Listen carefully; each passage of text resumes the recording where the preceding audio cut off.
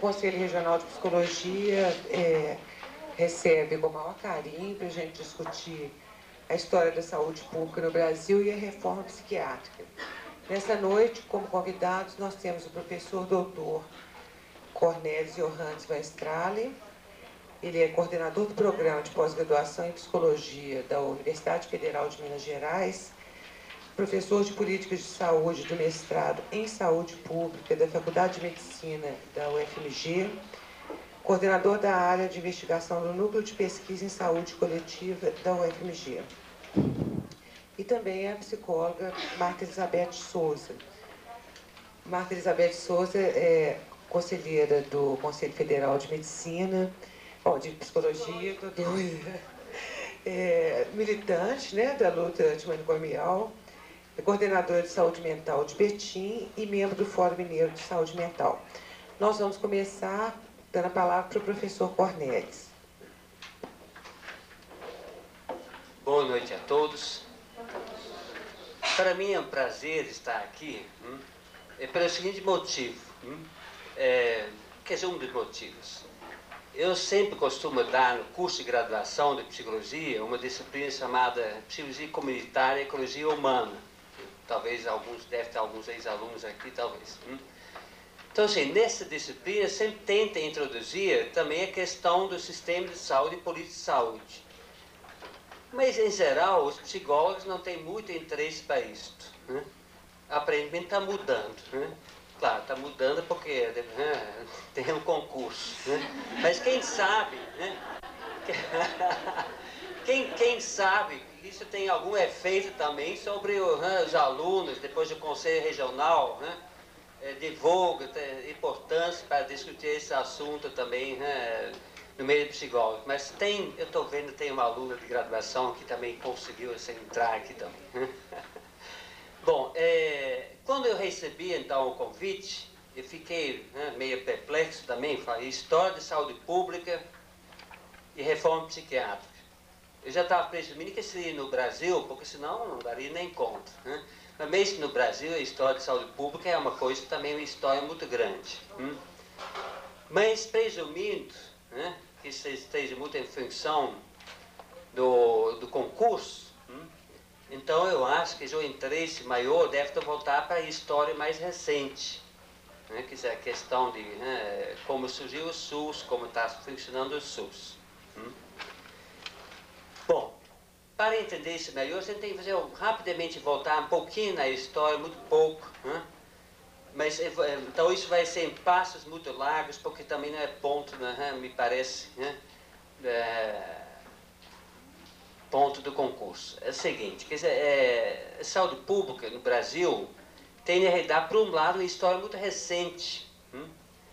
Porque quando você tem uma população muito dispersa, as questões de saúde, por exemplo, de saúde coletiva, não são tão grandes, saúde pública. E as pessoas então recorrem a profissionais ou outras pessoas que podem prestar cuidado de saúde.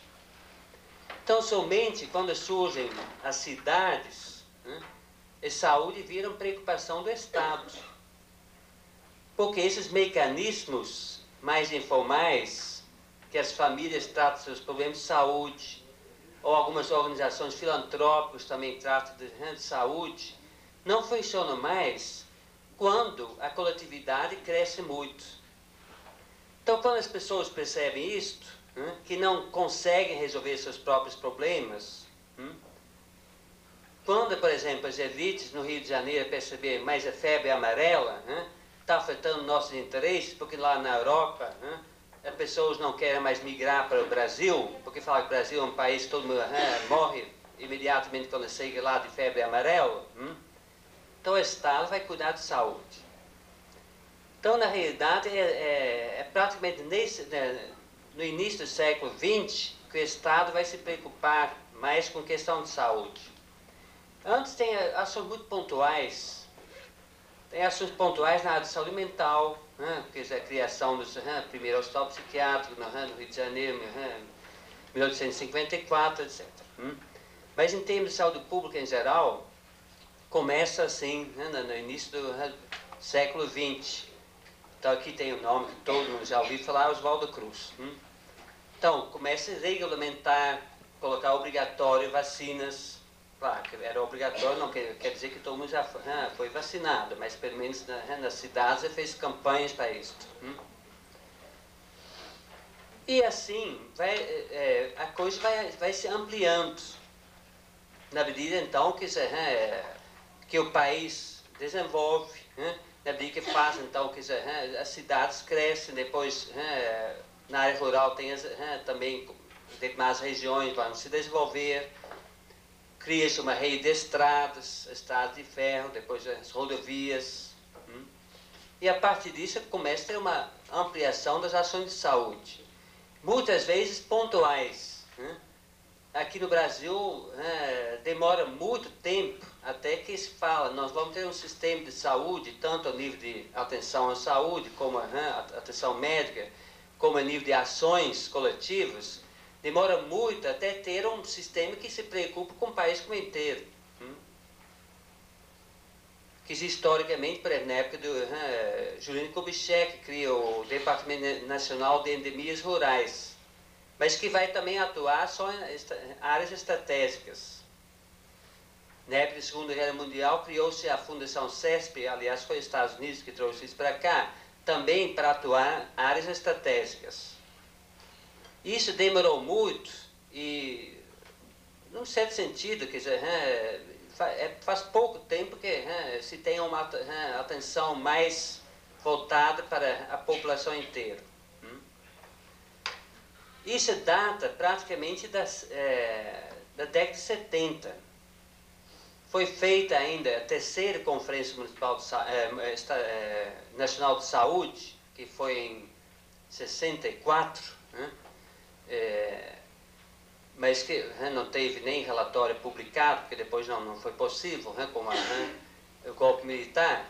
Já teve propostas de municipalização do sistema de saúde e criar um sistema, então, para o país inteiro.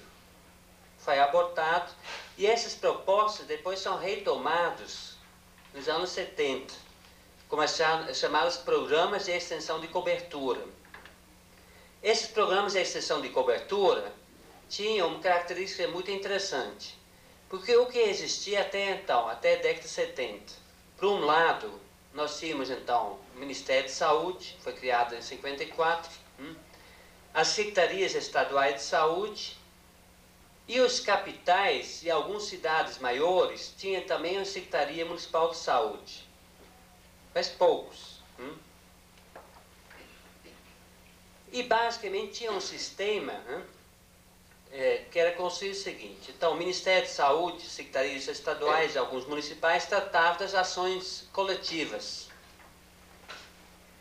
Então, tratar de endemias rurais, epidemias, vacinação, tinha alguns programas de pré-natal.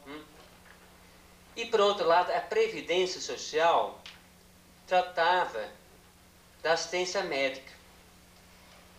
E, ao lado disso, tinha a medicina privada.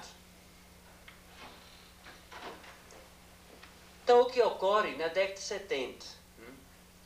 Por um lado, a Previdência Social estava muito estrangulada, porque não tinha recursos para atender demanda crescente.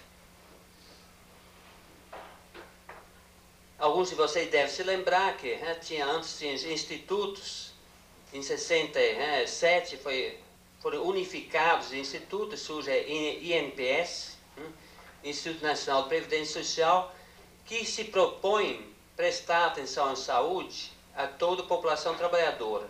Depois surge a Funrural, que se propõe então de prestar atenção à saúde da população rural.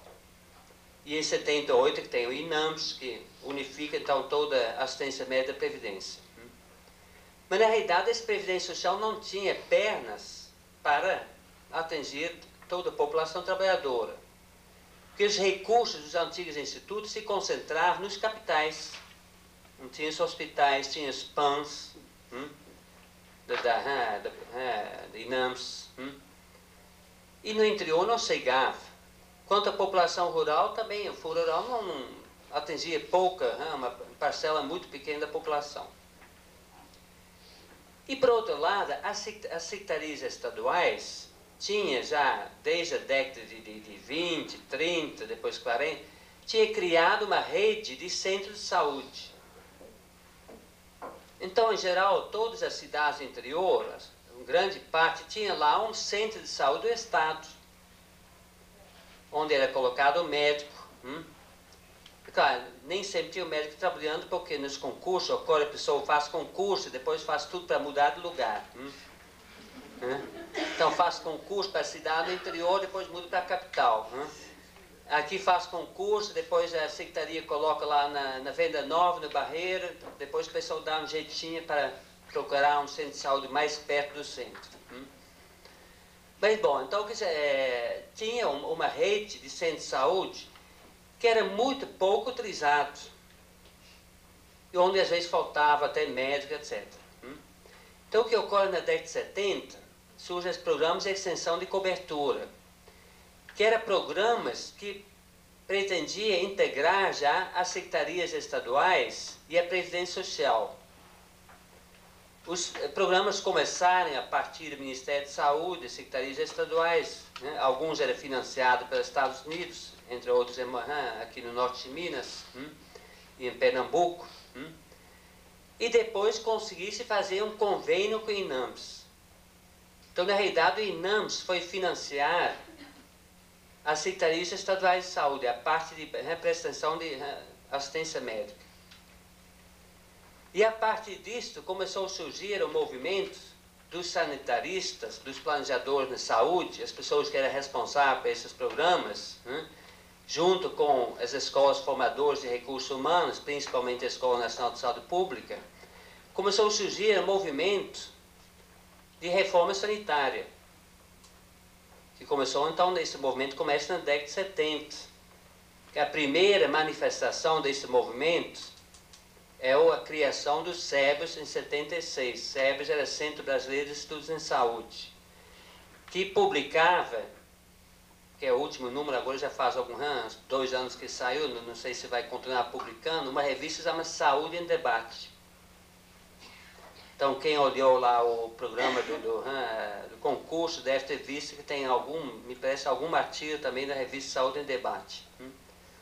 Então, esse SEBRAS, Centro Brasileiro de Estudos de Saúde, foi criado em 76 por um grupo de São Paulo, mas que já desde o início se articulou como pessoal do Rio de Janeiro, Belo Horizonte, Montes Claros, onde tinha naquela época esse programa de extensão de cobertura, pessoal de Brasília, municípios maiores como Campinas, Londrina, e surgiu um movimento de reforma sanitária. Esse movimento já em 79 apresenta no primeiro, como chamava, um primeiro congresso, eu acho que a Câmara dos Deputados organizou em Brasília, sobre os problemas de saúde no Brasil, o SEBRAS já apresenta a proposta de Sistema Único de Saúde. Então, essa proposta surge em 79. E a partir disso começam a surgir propostas para tentar realizar isto. Então, a primeira proposta era pré-saúde, que era uma integração entre Previdência e Ministério de Saúde. Fracassou redondamente porque era uma proposta muito bonita, muito bem escrita, mas tinha sido discutida com ninguém. Então, provocou reações da sociedade inteira, principalmente dos profissionais de saúde e, por outro lado, pelos planos de saúde.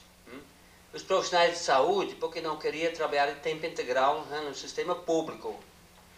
Porque, embora todo mundo quer fazer concurso, ninguém acredita muito, ninguém tem muita confiança nesse empregador público que é o Estado. Sempre temos essa desconfiança em termos de salários, que às vezes são melhores, depois de repente fica muito baixo, assim, etc. Então, os profissionais de saúde não queriam trabalhar a tempo integral. Então, todos os sindicatos, os médicos protestaram contra o pré-saúde. Também, por outro lado, os planos de saúde, que já tinha começado na década de 60, também já protestaram contra isso. Então, esse pré-saúde, simplesmente foram feitas algumas versões, sumiu do mapa. Mas logo em seguida, o governo Figueiredo cria o CONASP, Conselho Consultivo da Administração da Previdência Social. E esse CONASP foi criado por quê? Porque a Previdência Social estava entrando numa crise financeira. Porque toda vez que, quando o país entra em uma recessão econômica, a Previdência Social sente imediatamente os reflexos. Porque quanto mais gente desempregada, menos recursos para a Previdência Social. Então, no início da década de 80, também a Previdência entrou numa crise muito grande. Ideologicamente, isso foi atribuído à assistência médica. Então, Delfim Neto, esse pessoal falou, não, isso é tudo culpa da assistência médica, porque foi se prestar assistência médica a toda a população, os programas de extensão de cobertura, etc. Então, foi criado esse conselho, principalmente para desenvolver propostas de reorganização da assistência médica. A assistência médica previdenciária e, em segundo lugar, também, que a Marta depois deve falar mais, que é também da área da saúde mental. Mas, então, esse CONAS estava com mais legitimidade política, porque foi um grupo criado pelo próprio governo, que o coordenador do programa foi nomeado presidente do INAMPS, e inclusive era médico do Figueiredo. Então, esse CONAS elabora um programa de reorientação da assistência médica e previdenciária, cujo primeiro plano importante foi a criação, a mudança de pagamentos dos hospitais, através da criação, reformulação, criou-se o atual AIH, e depois as ações integradas de saúde. As ações integradas de saúde eram convênios trilaterais entre Ministério de Saúde, Ministério da Previdência e as secretarias estaduais. A partir disso, começou uma articulação muito grande entre as secretarias estaduais e os municípios. E começou a se planejar sistemas de saúde a nível municipal. Então, isso começa em 83, o convênio, por exemplo, das ações integradas começa a ser assinado para os maiores estados, Minas Gerais, São Paulo, Rio, etc., no agosto de 83, e depois, no final de 83, já começa a ser efetivado. Então, por exemplo, eu me lembro ainda que na região metropolitana, o Estado começou a fazer convênios sobre todos os municípios. O último foi Contagem, que já é uma caso difícil naquela época já. Bem, bom, as ações integradas, então o que ocorre? As ações integradas também já estão no momento que a transição política toma muita intensidade. Questão da redemocratização, o sonho de um Brasil diferente. Então, esses momentos de transição política sempre são muito importantes para mudanças ao nível das políticas sociais, por exemplo. São janelas, o que os americanos falam windows, mas janelas de oportunidade. Onde então os grupos se mobilizam e conseguem coisas que normalmente não iriam nunca conseguir. Então, esse movimento da reforma sanitária que surgiu na década de 70 também conseguiu um grau de mobilização muito grande. Mobilizou assim muitos profissionais de saúde e conseguiu, através de vários mecanismos, congressos, cursos de especialização de saúde pública, que foram, naquela época foram dados muitos cursos de especialização de pública, frequentados também por psicólogos. Então, isso foram em todos os lugares de mobilização ideológica. Tomou um vulto muito grande. E logo, com o início da chamada Nova República, se você lembra, a gente falava Nova República, porque todas as pessoas sonhavam de novas épocas.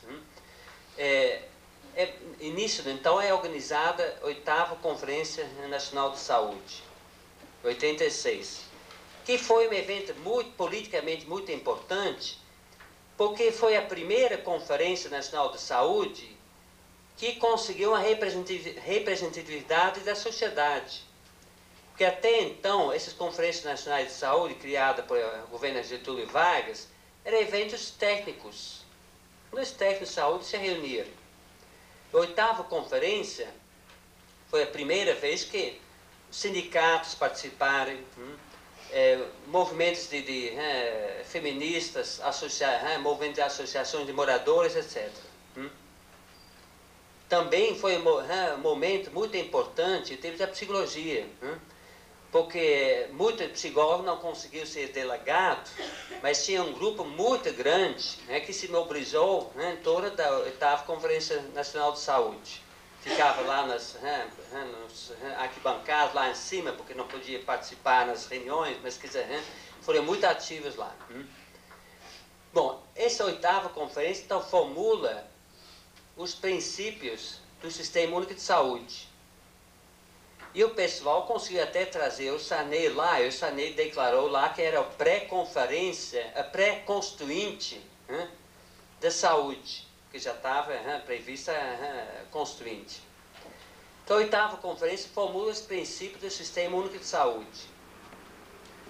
E aqui já tem uma coisa interessante, porque teve toda uma briga, qual seria o nome desse sistema.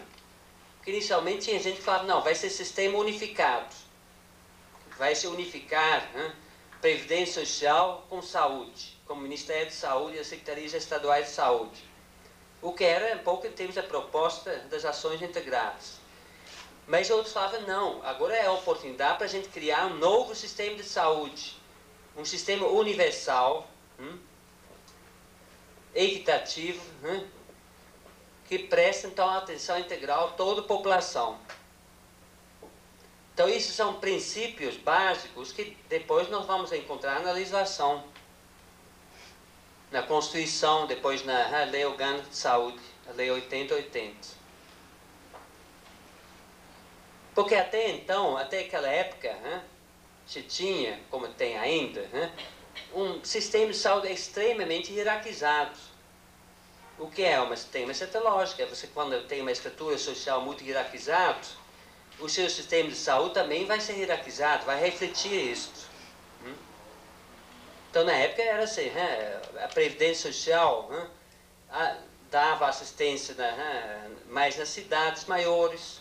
O Fundo Rural já era uma assistência muito precária, até as pessoas costumam falar que é melhor ser tratado com indigente nas santas casas do que ser tratado pelo Fundo Rural. E tinha também, já começaram os planos de saúde. Porque às vezes as pessoas falam que o plano de saúde é recente. Eu cheguei no Brasil em 68, e naquele mesmo ano eu já fiz um plano de saúde, em 68. Não, você achou que cheguei muito privilegiado. Era um pequeno plano também. Era como com casa de saúde no bairro de Santa Teresa. Mas, bom, então tinha também o setor privado, que naquela época muita gente pagava do próprio bolso, mas a tecnologia se desenvolveu muito, depois os planos vão se aumentando e vão se diferenciando. Então agora nós continuamos com um sistema muito hierarquizado, até dentro dos planos de saúde, o hospital quer imediatamente saber qual é o seu plano. Não basta falar, mas eu tenho plano de saúde. Não, teve na época a pessoa com plano de saúde bem tratado, agora quer saber qual é o plano. Mas, bom, o que se sonhava, então, na 8ª Conferência Nacional de Saúde, era um sonho. Um sistema único para toda a população, que poderia, então, atender toda a população. Até o ministro, na época, falava o seguinte, induzido pelo movimento sanitário, que escrevia as coisas para ele, não, daqui a pouco os planos não vão existir mais. Porque se o SUS vai prestar boa assistência a toda a população, isso vai inviabilizar os planos. O discurso era assim. É claro que isso na realidade, então, a coisa se deu de forma diferente, como na realidade não poderia ser dentro da estrutura social desse país. Então, essa ideia de um sistema universal, equitativo, que presta assistência, atenção integral, quer dizer, tanta atenção ao indivíduo como ações coletivas, Isso, então, na realidade, não foi viabilizado dessa forma. Mas os princípios continuam presentes. Então, isso é importante, porque na medida que continua presente esses princípios na legislação, é possível também tentar lutar para um sistema que não se torne simplesmente um sistema para indigentes. Então, esses princípios, na realidade, dão uma retaguarda para municípios onde tem grupos, onde tem governos que querem investir na saúde. Então, retaguarda, com todas as dificuldades. Mas se não tivesse essa legislação, estaria muito pior. Essa legislação também prevê assim, como se organiza o sistema. Então, além desses princípios gerais de universalidade, equidade, integralidade, nós também temos os princípios de organização. Seria um sistema hierarquizado. Esse princípio de hierarquização começa exatamente também na década de 70, com esses programas de extensão de cobertura. Então, você tem atenção primária, ações básicas de saúde, atenção secundária, terciária, às vezes fala até quartiária, quer dizer, Então, conforme a complexidade, você organiza o sistema conforme o grau de complexidade, pressupondo que a maior parte dos problemas de saúde pode ser atendida através de ações relativamente simples. Não precisa ter uma grande estrutura. Até na época da extensão de cobertura, se sonhava até que os auxiliares de saúde poderiam atender já muitos problemas de saúde. Isso, na realidade, não ocorreu dessa forma, mas, na realidade, você pode ter um centro de saúde com equipe básica, ou pode ter uma equipe de saúde da família, que pode atender muitos problemas de saúde. E falo até de saúde porque não quer dizer que só atende problemas de doença. Bom, então isso seria um sistema hierarquizado, descentralizado, porque até aquela época todo o sistema era muito centralizado. O INAMPS, a Previdência Social, era um sistema extremamente centralizado. Tudo era resolvido pela presidência do INAMPS. Tinha as superintendências estaduais que tinha pouco poder. Quer dizer, toda a política também de preços, de tipo de convênios, tudo era resolvido pela presidência e INAMPS. Por outro lado, na área então, do Ministério de Saúde, também o Ministério de Saúde é muito descentralizado. Então, as normas que o Ministério emitia eram igual para Rio Grande do Sul, para Amazonas. Então, um centro de saúde tinha que ter tal tamanho, tantas salas, independente de se perguntar onde estava situado, se estava lá num barco que estava nos rios da Amazonas ou estava no Rio Grande do Sul. Então, esse sistema centralizado, na realidade, não era um sistema viável, que não poderia, então, atender bem todas as necessidades da população. Depois desse sistema descentralizado, na realidade, virou um sistema municipalizado. Claro que isso não é exatamente a mesma coisa, mas na prática a descentralização se deu através da municipalização. O que mas isso parece que esses concursos nunca são muito críticas assim, nessa parte, mas é claro que essa questão de municipalização no Brasil é uma coisa extremamente complicada. Porque Minas Gerais é o exemplo assim, melhor nisso, quer dizer, com os 853 municípios. Tem municípios, então, do tamanho de Belo Horizonte, e tem municípios o menor município tem uns 800 habitantes, alguma coisa assim. Então, você pode imaginar um município de 800 habitantes, como vai organizar um sistema de saúde. E ainda, esse município, por exemplo, da Val do Jequitinhonha, norte de Minas, que nem sequer conseguem contratar médicos. Às vezes até pagando muito, nem conseguem contratar médicos, enfermeiros. Talvez psicólogo está sempre sobrando muito, não sei, mas eles não querem contratar em primeiro lugar psicólogo. O problema é isso. Embora a gente deve falar, mas saúde mental é mais importante do que o resto, mas que não adianta. Bom, então essa municipalização tem uma série de problemas. Por outro lado, a municipalização foi muito importante politicamente, porque onde então surgirem governos mais progressistas, também foi possível fazer coisas que antigamente não era possível, porque tudo dependia do Estado. Quer dizer, Betim é um exemplo, na década de 80, início da década de 80, Betim dependia totalmente do Estado, não tinha recursos próprios. Então agora já é bem diferente.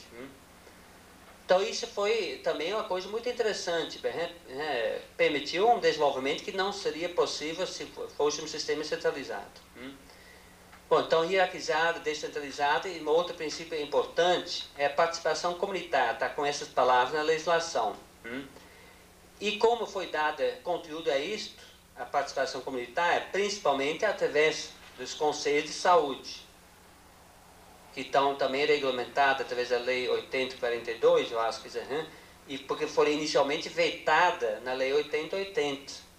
A primeira reação do governo Collor é para vetar conselhos, porque então se previa que isso poderia levar a uma mobilização de usuários, trabalhadores de saúde. Então se vetou inicialmente os conselhos. Os conselhos, então, é a forma privilegiada em termos de participação comunitária. Logicamente, com conselhos também acontece aquilo que acontece ao nível das secretarias municipais de saúde. Você tem secretarias municipais de saúde que funcionam muito bem, e e tem outros que não fazem nada, e conselhos também. Você tem conselhos que funcionam relativamente bem, e tem outros que não funcionam. Em geral, é o seguinte, pequenos municípios é muito poder executivo que controla tudo. Isso até, a gente sabe, até nos maiores municípios também o poder executivo sempre tenta controlar, porque nós temos uma herança muito autoritária ainda, que o poder executivo acha que pode fazer tudo, não precisa levar em consideração questões de justiça, etc. Bom, meu tempo já acabou quase, mas então eu queria lembrar então, que você tem um outro aspecto muito importante na legislação sobre saúde, que é o seguinte, a questão, a declaração que as ações de saúde são de relevância, como está lá, relevância, não sei se já fez concurso, deve conhecer isso, relevância pública, relevância pública. E porque eu também não, teve uma época que eu lia todo dia a Constituição, porque quando tinha Constituinte Mineiro, a gente estava trabalhando para tentar mudar as cabeças dos deputados, então a gente tinha decorado tudo, mas isso já faz agora uns 12 anos, então quer dizer, mas bom, é de relevância pública. O que é muito importante, porque está no outro parágrafo, no outro artigo da Constituição, está que o Ministério Público é responsável pelas ações de relevância pública. Então isso significa, você além da participação comunitária, também tem um instrumento jurídico para cobrar, para a população cobrar seus direitos. Isso é uma coisa pouco conhecida ainda, porque os próprios promotores assim, do Ministério Público também não conhecem, com algumas exceções, não conhecem a legislação. De tal forma até que o Ministério de Saúde está com um projeto que vai ser escutado no ano que vem, para formar, para dar um curso de especialização em direito sanitário, para formar os promotores de tal forma que os promotores conhecem o sistema de saúde e podem então atuar para que esses direitos que estão garantidos formalmente possam ser colocados em prática. Porque a gente sabe que tem muita coisa formulada em termos da legislação, mas muita coisa também não funciona. Então isso significa que vai ter um instrumento legal para isso. Então isso é muito importante, essa questão da Constituição. A definição da relevância pública, que teve todo um combate, porque a primeira formulação era interesse público, que era uma coisa um pouco mais forte, mas teve muita resistência, então ficou lá relevância pública. Mas mesmo assim, depois através desse outro parágrafo, que colocou que o Ministério Público também é responsável para assegurar ações de relevância pública, conseguisse na realidade então reintroduzir esse papel do Ministério Público. Bom, tem algumas outras coisas, eu acho só um ponto... Não, porque outra coisa importante para a gente considerar a questão com o setor privado. Então, quem acompanhou assim, mais de perto a 8ª Conferência Nacional de Saúde, depois todo o processo em torno da Lei Orgânica de Saúde, pode ver que teve um embate muito grande entre setor público e privado. Até uma coisa muito, eu diria assim, muito ideológico, o que eu acho que se explica quando as divergências são muito grandes, as lutas também se tornam assim, muito grandes, então assumem um caráter muito ideológico também. Então, na realidade, a proposta do movimento sanitário é um sistema público, vamos dizer, igual Inglaterra, que é um exemplo clássico de um sistema público de saúde. Existe setor privado na Inglaterra? Existe sim, porque o sistema público sempre tem umas dificuldades. Então, tem lista de espera para cirurgias eletivas, tem lista de espera. A Inglaterra tem isso. Os outros países na Europa têm tudo isso também. Então, claro, tem muito dinheiro, fala, mas eu esperar para fazer uma cirurgia, não faço. Então, você tem uma brecha onde entra o setor privado. Mas são brechas de tal forma, não significa que a pessoa tem um plano de saúde e fala, não, tem nada a ver com o sistema público. Não, todo mundo é atendido pelo sistema público e para algumas ações para o setor privado. Nas festas, por exemplo, é o sistema de urgência, que tem infiltração do setor privado, porque nos fins de semana os profissionais de saúde não queriam trabalhar, o setor privado entrou. Começou a abrir, então, pronto-socorro que funciona bem nos fins de semana. Onde os profissionais trabalham, mas devem ganhar um pouco mais, então. Bom, então, quer dizer, o sistema público não é incompatível com certa atuação do setor privado. Mas no Brasil, a situação é muito diferente, porque ao longo do tempo tinha se formado já um setor privado que, na realidade, atendia a população de renda maior, então a classe média para cima. E as grandes empresas. As grandes empresas tinham, inclusive já a própria Previdência Social já tinha facilitado isso, porque a própria Previdência já criava essa possibilidade, em vez de pessoas, então, os trabalhadores seriam, em vez de ser atendidas pela Previdência Social, poderia ser atendida através de um plano de saúde e poderia ficar com uma parte que a empresa deveria pagar a Previdência Social. Então isso foi até uma política assim, promovida pelo próprio Estado. Então se consolidou ao longo do tempo o setor privado, hospitais privados, em todos os setores, também como vamos ver depois na área de saúde mental. E claro, quando você cria um setor que vive em torno disto, a pessoa gera renda em torno disto, esse setor resiste à mudança. E é um setor bem consolidado na realidade. Então essa ideia de criar um sistema único se confrontava com a existência desse setor privado, que eram os hospitais hospitais privados, mas principalmente a questão de planos e seguros de saúde. O que ocorreu no mundo inteiro, a assistência médica fica muito cara, ninguém consegue pagar na própria bolsa, então surge esse plano de saúde. Então, quer dizer, a resistência maior, que não aparece tanto, porque a gente fala muito dos hospitais privados. Os hospitais privados pegam dinheiro onde? São pagos por quem? Gastam por seguros e plano de saúde. Então, eles resistiram a essa proposta do SUS. Devido ao momento de transição política, aparentemente o movimento sanitário conseguiu muita coisa. Então, quem vai ler então, a legislação fala, está muito bonito. Mas tem então aquelas questões, depois fala que não, é permitida iniciativa privada. Depois, na lei orgânica, foram vetados alguns artigos que tentavam restringir. Isso é mais difícil você descobrir quais são os artigos, porque agora não são mais publicados. Na época a gente podia ver que tal artigo foi vetado. Mas então, quer dizer, alguns artigos restringirem a atuação do setor privado foram vetados.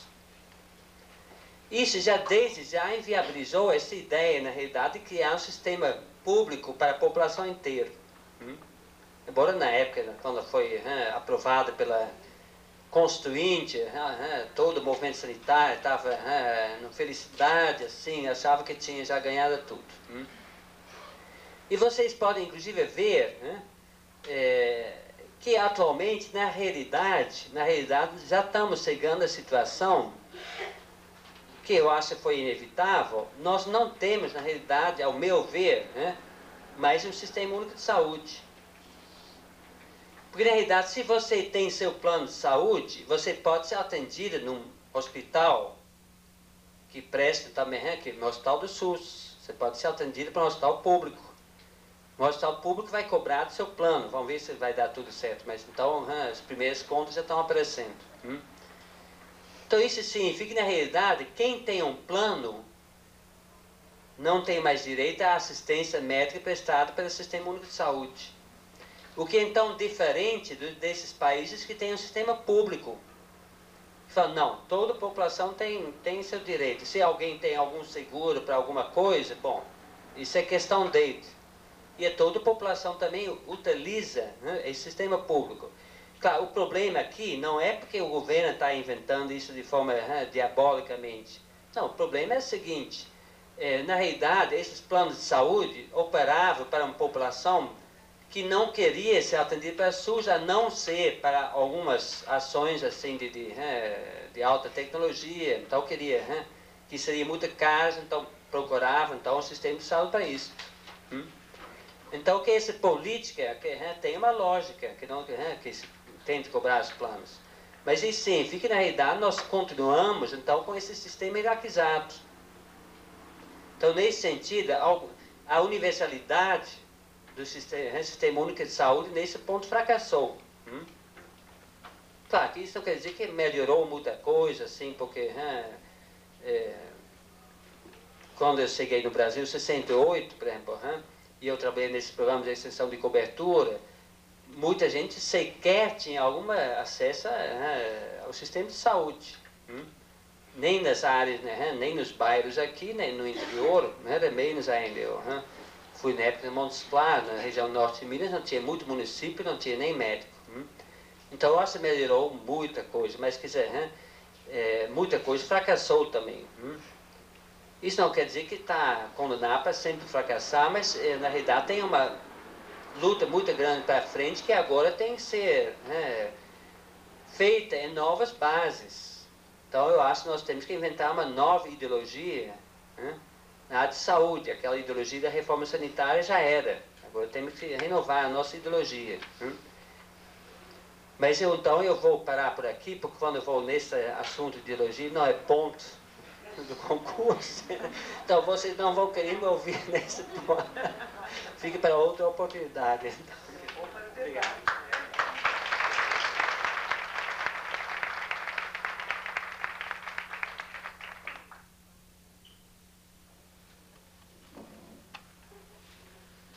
Boa noite, gente.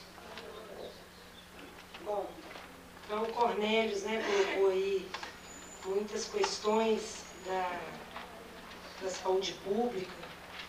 Eu concordo com quase tudo, só não concordo um pouco na parte do financiamento, que eu vou ter que falar. Mas, não, porque na verdade a gente sabe o tanto que o governo investe no setor saúde, né? Então, essa questão também dos planos e do investimento e essa relação do público e do privado, eu acho que é tudo que o Cornelius colocou, mas tem muita coisa aí no meio do caminho. Mas eu queria, tentar falar um pouco da reforma psiquiátrica dentro desse contexto, né? Então, assim, é claro que o movimento da reforma psiquiátrica no Brasil, ele também tem uma história, né? Se o primeiro hospício, manicômio, hospital psiquiátrico, né, como queiram, foi fundado Pedro II em 1852, 54, no Rio de Janeiro, desde 5 anos depois, já tem, a gente acha na literatura, críticas já à instituição, né? Teixeira Brandão e o Luiz, como é que é? Teixeira Brandão e aquele outro. Peraí, só um minutinho. Não, esse aqui, só um pouquinho. É porque eu tenho um trabalho que eu fiz aqui.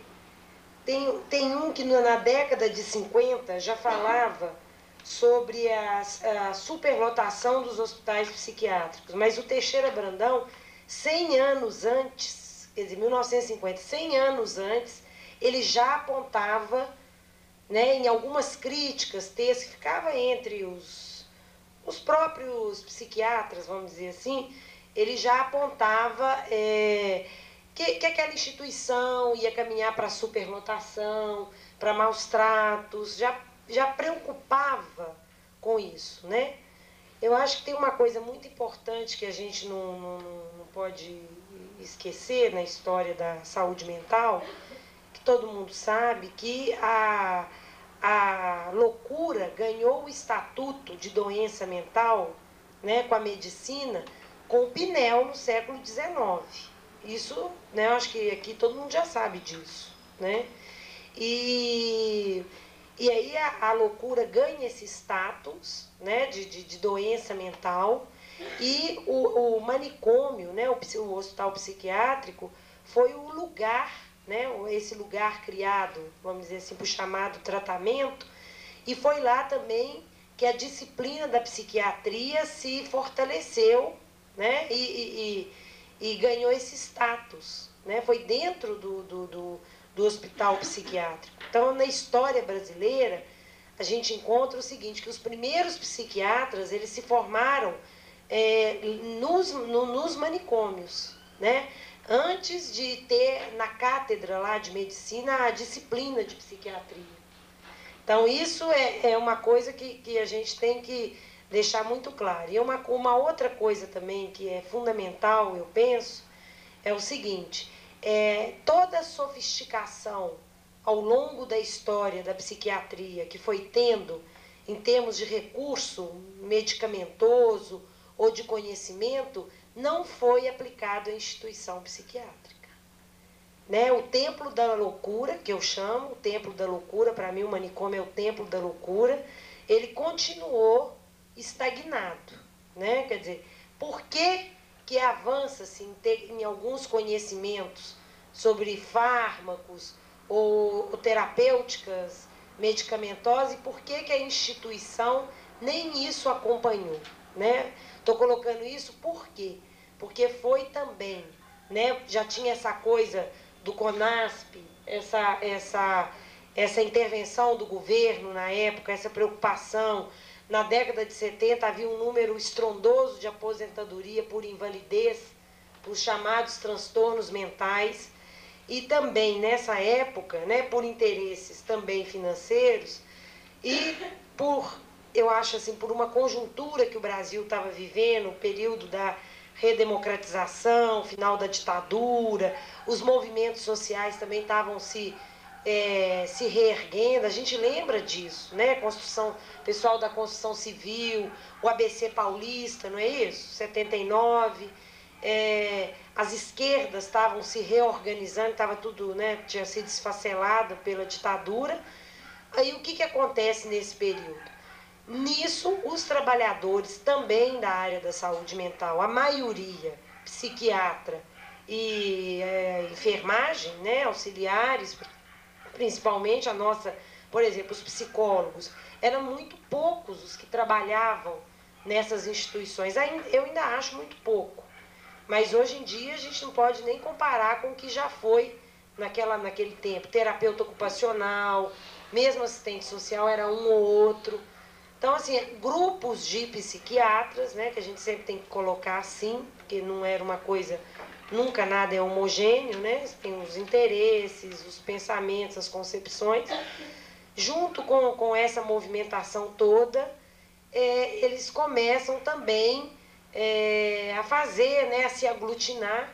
Esse movimento também acontece aqui na região sudeste, né? Rio de Janeiro, São Paulo, Minas, né? A gente não pode esquecer de citar o César Campos, né? Que foi o nosso secretário de saúde aqui de Belo Horizonte, com o Barreto, né? Esses psiquiatras que já estavam assim com algumas experiências, e a gente já tem notícias que naquele tempo já existia um movimento nos Estados Unidos, desde o Kennedy, né? Que já, mesmo que seja por N motivos também, de direitos humanos, de financeiros, de reorganização, na Europa também, na Inglaterra, né? O Lang, Cooper.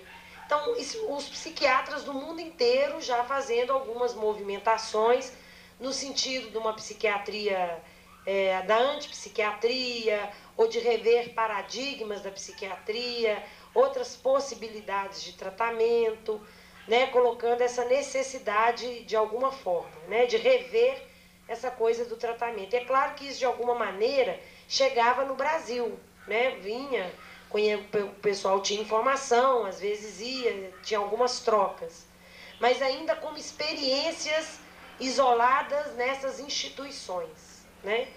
Aí a gente sabe que no final da década de 70, com tudo isso que estava acontecendo no país, com essas experiências, e a gente não pode nunca deixar de citar que aí foi nesse período que o Franco Basaglia também veio ao Brasil, né? Veio para fazer umas conferências que ele fez em Santa Catarina, fez em São Paulo, no Rio, e aqui ele veio no 3º Congresso Mineiro de Psiquiatria, junto com Roberto Castel, que é aquele sociólogo francês.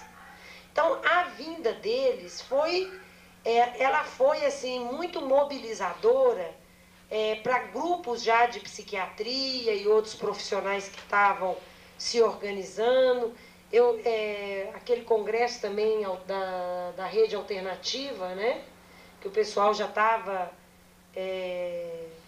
articulando, né, discutindo, foi decisivo para fazer questionamentos à instituição, né, total, né, o hospital psiquiátrico, porque sempre tudo tão homogêneo, né, tão normalizador, e o sujeito fica tão aniquilado, né, na sua condição de ser humano, vira um objeto, e com aquelas denúncias todas que todo mundo lembra, do Elvésio Raton, naquele filme Idade da Razão, Os Porões da Loucura, né? Aquilo tudo foi muita denúncia que começou a acontecer, esses trabalhadores se mobilizaram, o Estado também, vamos dizer assim, com certo interesse, o Estado brasileiro, alguma coisa, não penso que era nesse sentido muito dessa humanização e dessa transformação, mas com seus interesses de todas as ordens, né, financeiros, de racionalização, né, o Estado está sempre querendo ser racional, começa pelo menos alguns movimentos, vamos dizer assim, de humanização dessas instituições, né, e que, do meu ponto de vista, é um movimento que para mim durou muito tempo. Porque se não tivesse uma outra ruptura, isso ia se perpetuar. Né? Assim, um movimento sim, realmente, gente, não, claro, o paciente precisa pelo menos usar uma roupa, precisa pelo menos comer com talher, porque antes não tinha isso, precisa de deixar de dormir no feno e dormir numa cama. Isso aqui era humanização. É preciso que a medicação seja olhada, pelo menos, porque tinha gente tomando remédio desde o dia que entrou, 10 anos depois o mesmo remédio, sei lá. Quer dizer, era um abandono, a desassistência. E isso ainda persiste hoje. Isso é que é o pior de tudo. Passou o tempo, né? Houve alguns movimentos nessa direção de uma humanização mínima, mas do meu ponto de vista, isso é muito pouco.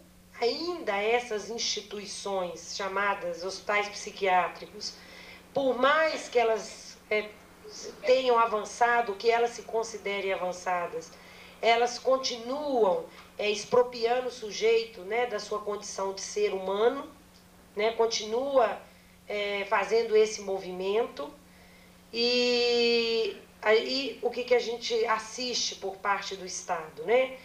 assiste essas denúncias, um pouco de recursos, e a gente não pode esquecer, que aí eu quero entrar na questão do Cornélios, que no início dos anos 90, o Brasil tinha 313 hospitais psiquiátricos. No início dos anos 90, final dos anos 80, desculpe, tinha 313 hospitais psiquiátricos e quase 100 mil leitos psiquiátricos no Brasil. Ele se constituía como o terceiro parque manicomial, um dos maiores parques manicomiais do mundo, o Brasil. Então ele tinha, agora olha que interessante, dos 313 hospitais, só 45 públicos, os outros todos privados, conveniados. Agora o que é mais curioso, que se nas outras áreas os hospitais privados, chamados privados, que isso para mim não é hospital privado, porque hospital para mim, que é financiada a construção com dinheiro público, o equipamento é com dinheiro público a pagar, a perder de vista, sem juros, porque os donos são amigos e parentes do senador, do deputado, do ministro não sei das quantas, é a filha, é o tio, não sei quem. Se tem isso, se depois o SUS ainda paga um dinheiro mensal para os donos, para manutenção daquilo, para mim esse hospital é público. Para mim ele não é privado, não. E eu acho a coisa mais estranha é que na saúde mental, esses hospitais, a maioria, hoje já tem alguns outros que tem convênio, porque é curioso, talvez agora os convênios estão começando a querer dar uma certa cobertura para a área da saúde mental, mas convênios até pouco tempo, hanseníase, doença mental, AIDS, quer dizer, o que eles consideram o pepino da saúde, eles não querem saber. Eles querem cobrir o que é mais interessante. Eu não sei se ainda continua, Cornélios pode esclarecer, você tem direito, tinha plano de saúde até 2 anos atrás, você tinha direito, porque tem essa discussão, a 10 dias de internação no CTI. Eu não sei se a gente determina o dia que a gente vai ficar internado no CTI, que depois cai no sistema público. E cai no público não é porque o povo quer, não. É porque eles não bancam. Vai cair no sistema público. Porque eu acho assim, quer fazer sistema plano de saúde, faz, paga tudo, cobra o sujeito integralmente. Se é uma questão de opção.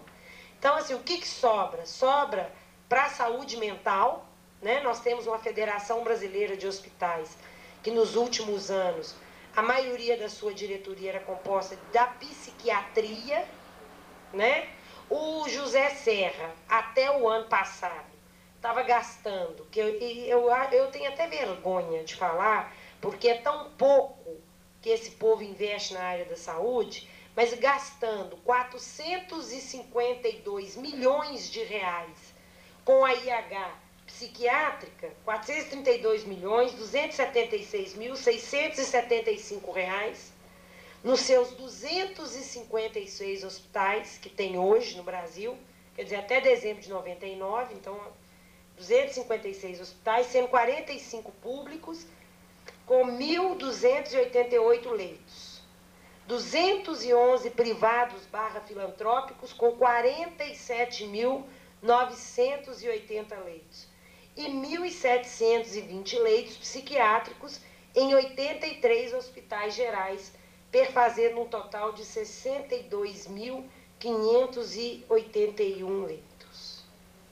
E o sistema de saúde brasileiro tem gastado com esses serviços novos, que é a proposta que se tem, uma proposta que são os serviços substitutivos a essa estrutura hospitalocêntrica, 30 milhões.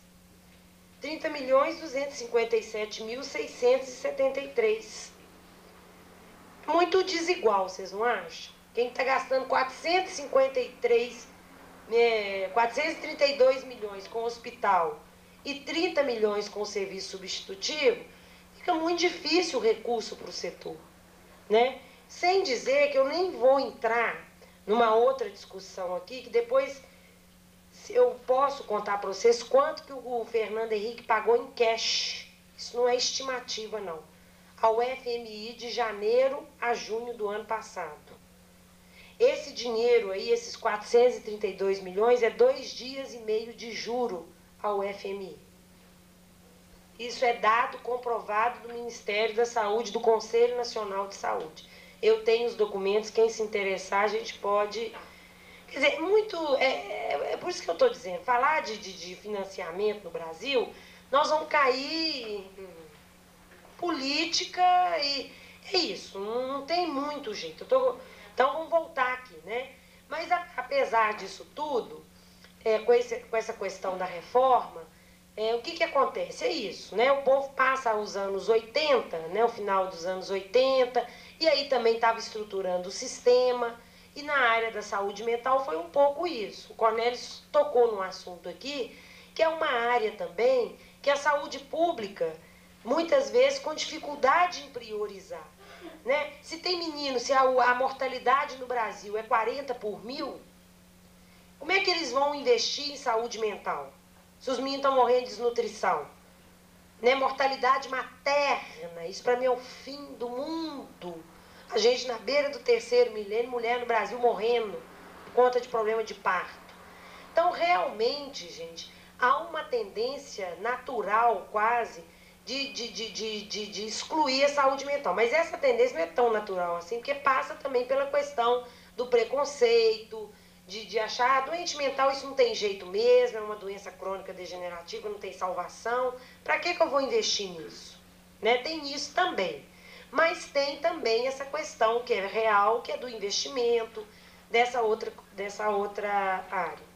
Mas houve, né, movimentos de incluir já no Sistema Único de Saúde, começa nos anos 80 a questão dos ambulatórios de saúde mental, né, essa coisa de humanização, que foi se arrastando pelos anos 80, até o final dos anos, no finalzinho dos anos, né, no 89, quando, antes um pouco, em 87, os trabalhadores de saúde mental, aí nessa época eu já estava participando ativamente dessa história toda, me lembro muito bem da discussão, que foi exatamente essa.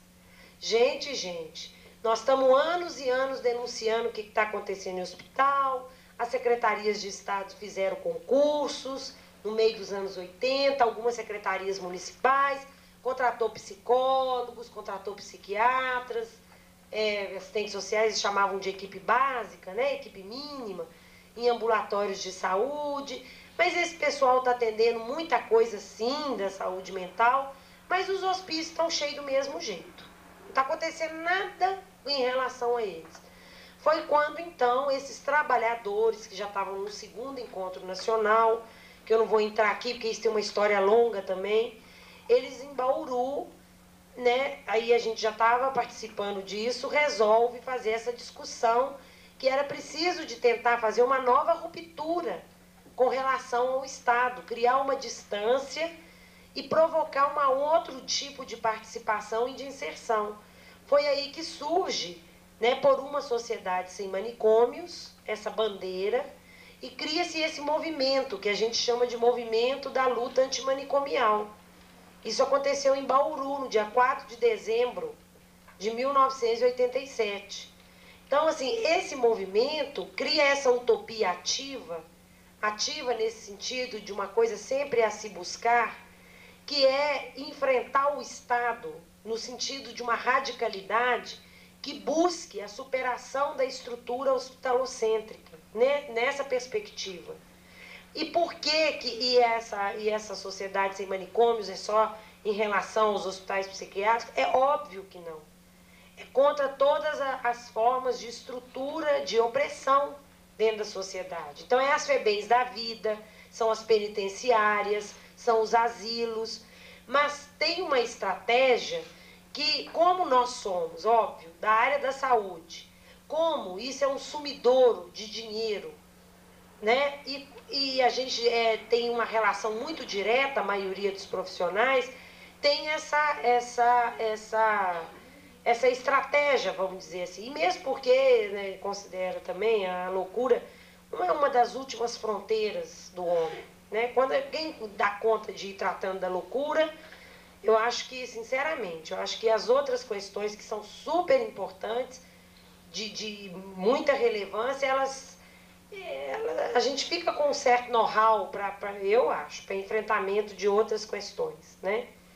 Então, bom, então eu acho que tem essa história. E a partir desse movimento, o que acontece? Foi através desse movimento que aparece um projeto de lei, né, que a gente discutiu com o deputado Paulo Delgado, quer dizer, não foi o Paulo Delgado que pensou na cabeça dele, eu vou fazer uma lei, não.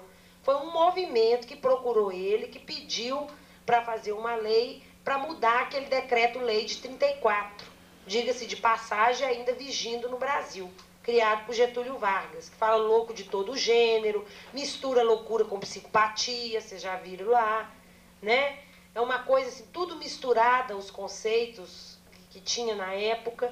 E a gente faz a proposta de uma lei, que é essa lei de ir substituindo progressivamente. A gente queria no início mais radicalmente, mas depois, pela correlação de forças, a gente viu que tem que ser progressivamente essa estrutura hospitalocêntrica por uma estrutura de tratamento para os portadores de sofrimento mental, transtornos mentais, né, como diz a ONU, por serviços, né, dispositivos, equipamentos, onde eles possam ser tratados com mais humanidade, vamos dizer assim. Isso implica no mundo, né, e regulamenta a internação involuntária, aquela que é feita sem o consentimento da pessoa. Essa lei, ela de 89 para 91, ela foi aprovada na Câmara, 91 ela foi para o Congresso Nacional, ficou lá anos e anos, a gente indo lá todo ano, fazer enfrentamento dentro do Senado, né? Eu conhecia, agora não posso dizer, os 77 senadores brasileiros, eu conheci todos. Conheci a posição de cada um, o nome e a posição. E as posições são absolutamente ideológicas. E eu conto para vocês. Senadores falavam assim, sou contra, por princípio ideológico. Outros falavam assim, sou contra porque o meu estado é muito pobre e lá não tem recurso. Outros falavam assim, sou contra porque tenho um familiar doido e acho que lugar de doido é no hospício. Então, assim, é nesse nível que é o Congresso brasileiro. Então, não, a verdade tem que ser dita. Então, assim, não, é duro, mas é isso, gente, desculpem, mas eu tô dizendo a verdade para vocês. Então, assim, é esse o nível de senadores que a gente tem, tá? Temos senadores que viravam para mim e falavam assim, ô doutora, o meu negócio, juro para vocês, balançando a mão com pulseira de ouro dessa grossura, o meu negócio é caminhão, então eu vou aprovar isso aí, quer dizer, o negócio é transporte. O povo lá do Mato Grosso, daquelas regiões. Esse é o congresso que nós temos. Então, assim, a gente não conseguiu, né, assim, aprovar a lei do Paulo do jeito que a gente queria. Tivemos 1000 acordos, 1000 discussões, né, passou pelo Lúcio Alcântara, Bisol, vários. Depois chegou no Sebastião Rocha, que é um senador do PDT, um médico ginecologista, onde é aquilo que eu disse desde o início, né? Nós sentamos, depois de quase 10 anos, nós sentamos com a FBH para conversar, porque não tinha conversa. O diálogo era de uma agressividade. Aí foi colocado. E é aquilo que eu disse mesmo, não tem outra discussão. A discussão é o seguinte, o problema da FBH, eles não estão preocupados, a gente está falando que o doente mental tem que ter dignidade, direito, pode ter tudo isso, mas eu quero saber que o meu dinheiro, o problema é meu dinheiro. É isso. Não quer reversão de recurso. É isso, né? Ou então quer, então tá, então vocês fazem tudo que vocês quiserem, vocês fazem todos esses serviços, lindo, maravilhoso, doente mental é cidadão, é tudo, mas o meu hospício continua bonitinho, intacto. E a gente sabe, a gente já foi no ministro e já conversou com o ministro. No Brasil, hoje, nós só temos um dinheiro. O dinheiro é um só, é os 432 milhões. Né? Com esse governo neoliberal, a gente pode tirar o cavalo da chuva que não vai vir dinheiro novo. Aonde que a gente vai aplicar os 432? Nem sei se esse dinheiro vai dar conta para a reforma. acredito que não, mas pelo menos é um mínimo para a gente começar alguma coisa. Mas tem algumas coisas que a gente pode, que já está tentando fazer. Então, esse é o X da questão, vamos dizer assim, né? Teve também, o Ministério criou a portaria 224, todo mundo lembra disso, a portaria que regulamenta os serviços ambulatoriais, cria incentivos, colocou o mínimo de parâmetro para o funcionamento do hospital psiquiátrico, né? Que tem que ter uma equipe mínima. Gente, que o paciente tem que tomar remédio, tem que vestir roupa, essas coisas assim, né? Essa portaria que foi criada, que depois o Ministério também parou muito nisso. E junto com isso vem esse movimento social que eu falei que é a luta antimanicomial, que se organiza em vários núcleos pelo Brasil afora. Aqui nós temos o Fórum Mineiro, temos as associações de usuário que nós estamos construindo, né? Que isso é um processo, né? Eu acho que fazer com que o louco se expresse, se manifeste, crie uma consciência política não é brincadeira. Se a gente não consegue isso nos chamados normais, para eles às vezes é muito mais complicado, né? Tem toda uma situação, mas a gente tem lutado por isso. Aqui nós temos a Suzan, o Fórum Mineiro, que fica fazendo as intervenções na cultura, que fica discutindo, e o movimento social tem essas três dimensões, né? Ele assume uma face para que a reforma caminhe, joga em cima da reforma.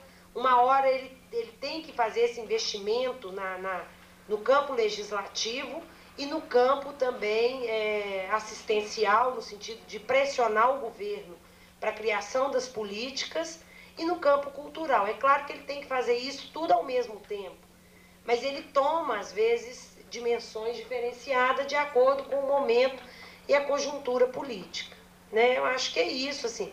Em Minas, vai cair na prova uma coisa absolutamente equivocada, do meu ponto de vista, como, aliás, eu acho até que essa bibliografia, eu estava comentando, tem muita coisa ultrapassada, que ela é de 94, né? É um absurdo. Lá está escrito projeto de lei 11.802, gente, pelo amor de Deus, é lei 11.802, sancionada pelo Eduardo Azeredo no dia 18 de janeiro de 95, com uma substituição de alguns artigos do deputado Eli Tarquínio em novembro de 96. Mas, do meu ponto de vista, algumas substituições de artigo que eu não acho que mudou substancialmente o conteúdo da lei. Mas tem alguns artigos que já mudaram. Então, é só para colocar isso, porque é uma lei, e a lei estadual trata da mesma coisa da federal. Fala da substituição desses serviços, que vai ter uma revisão, que é esse ano, ano 2000, depois de 5 anos. Fala da internação psiquiátrica involuntária, fala da criação da junta revisional pelo Ministério Público, né, dessa criação dessa junta que é para avaliar as internações involuntárias, né, se o Ministério Público assim julgar. Então, é isso. Eu vou parar por aqui, porque é muita coisa, e aí, desculpem, viu?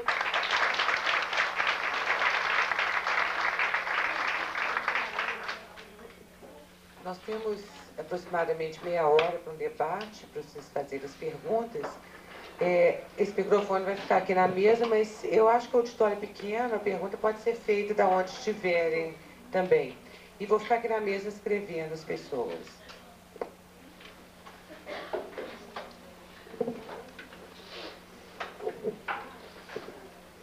Cornélis, eu queria que você falasse um pouquinho. Meu nome é Ana Rita, eu sou do Sindicato dos Psicólogos e sou mestranda lá também, aluna do Cornell.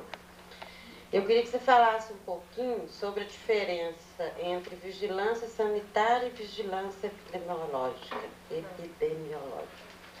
E sobre a saúde do trabalhador na Constituição e na Lei 8080.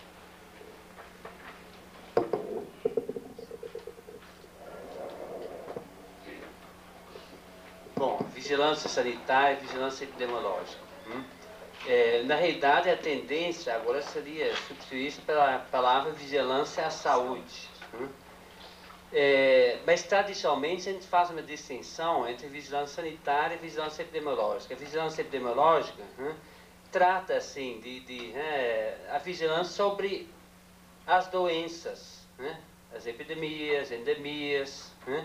Enquanto a vigilância sanitária trata a vigilância sobre condições condições sanitárias, assim, em termos de alimentos, prédios escolares, hospitais, centros de saúde, né? Prédios, hotéis, motéis, piscinas. Então, tudo que pode criar algum risco para a saúde, então tem uma legislação a respeito disso. Uso de medicamentos. É claro, em termos de epidemiologia, eu acho até, de vez em quando comento com alunos da área da psicologia social, que até a epidemiologia, eu acho que tem uma articulação assim, muito interessante, né, com a psicologia social também, porque, em geral, a gente não aprende nada de epidemiologia no curso de psicologia. Pelo menos na minha época não era assim, não deve continuar assim. E, certamente, eu pressuponho que, para muitos de vocês, deve ficar um pouco estranho o que é epidemiologia. E certamente, muitos teriam até medo de mexer com a epidemiologia, principalmente a epidemiologia mais clássica, que mexe muito com a estatística. Mas eu acho que tem algumas coisas assim que você pode ver que é a importância de epidemiologia, porque quando se trata, por exemplo, de definir certas prioridades, por mais difícil que seja, quando tem poucos recursos e quando tem uma situação muito grave, a epidemiologia é muito importante. Se você faz algum planejamento na área de saúde, você tem que saber como se distribuem as doenças numa determinada população. E por quê? Então, exatamente isso é o objeto da epidemiologia. Onde tem alguns conceitos assim, muito básicos, que são muito básicos assim, em termos de epidemiologia, que é a questão de incidência e a questão da prevalência. Quem vai ler alguma coisa na área de epidemiologia vai muito facilmente encontrar esses termos. Isso tem também a ver exatamente para você saber o que é necessário para você entender de saúde, porque prevalência significa simplesmente o número de pessoas que têm um determinado problema em termos de saúde, em termos de doença. E incidências são casos novos. Então, você tem, por exemplo, doenças onde prevalência e incidência são quase iguais. Por quê? Por exemplo, gripe. Em geral, gripe, a pessoa não fica a vida inteira com gripe. Então, se você sabendo a incidência do gripe, é suficiente. Você não precisa estudar como é a prevalência, porque é quase igual. Na área de saúde mental, o problema já é diferente. Que é a questão mais importante, é a questão da prevalência. Que, em geral, são problemas assim, de longa duração. Não é uma coisa que a pessoa tem, hoje eu tenho um problema que depois é imediatamente resolvido. Então, isso para saber que tipo de ação é necessária, porque quando tem, então, problemas de longa duração, você tem que ter toda uma atuação diferente. O que, por exemplo, você pode ver em sociedades modernas, em termos de pessoal mais velho, se torna as doenças crônicas, são as questões importantes. Então, você tem que ter estruturas permanentes de cuidados, como tem na área de saúde mental. Não basta ter uma posta que atende rapidinho, você tem que ter estrutura, você tem que ter centros de convivência, você tem que ter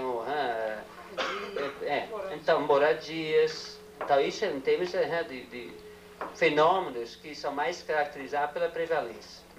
Então, isso para ver que a epidemiologia, na realidade, é uma coisa importante, embora, em geral, na área da psicologia, a gente não está muito voltado para isso, mas na área de saúde mental é importante também. Então, eu, inclusive, acho um dos problemas no Brasil, nós temos muito poucos estudos epidemiológicos sobre saúde mental. Muito poucos, em alguns capitais, mas não tem grandes estudos sobre isso.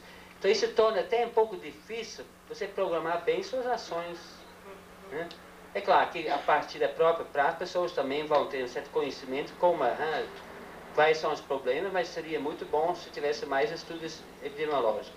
Teve inicialmente até muita briga, agora depois ficou mais, as relações ficam melhores, mas que na realidade uma grande parte depende ainda da área do trabalho.